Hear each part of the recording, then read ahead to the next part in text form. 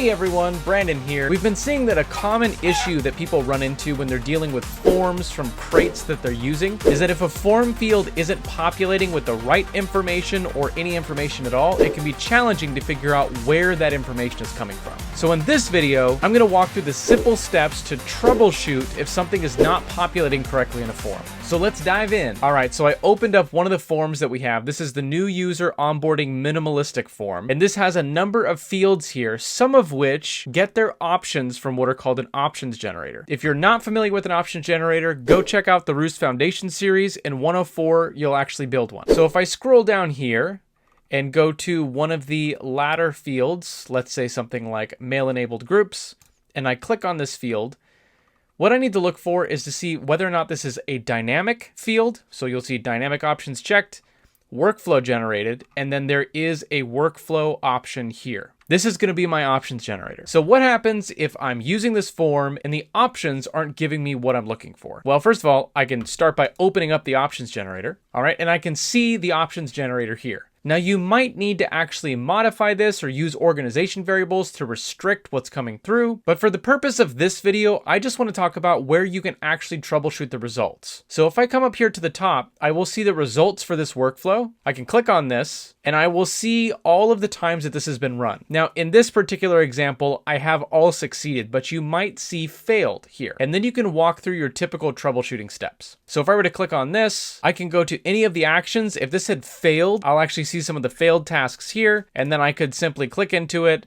look at the workflow execution, and check for any errors. In this case, there aren't any. But here's the thing. Even if you're not sure what these errors mean, if you're working with support, something that you can do is simply come up to the top, grab that URL, and put it in your support ticket. By having this URL and giving support exactly what they need to find the error, you're going to get help way faster. And it's as simple as that. All you need to do is find the options generator, check out the results, and either you can look at the errors and take care of those errors, or you can use that URL for support. And with that, I'll see you in the next one.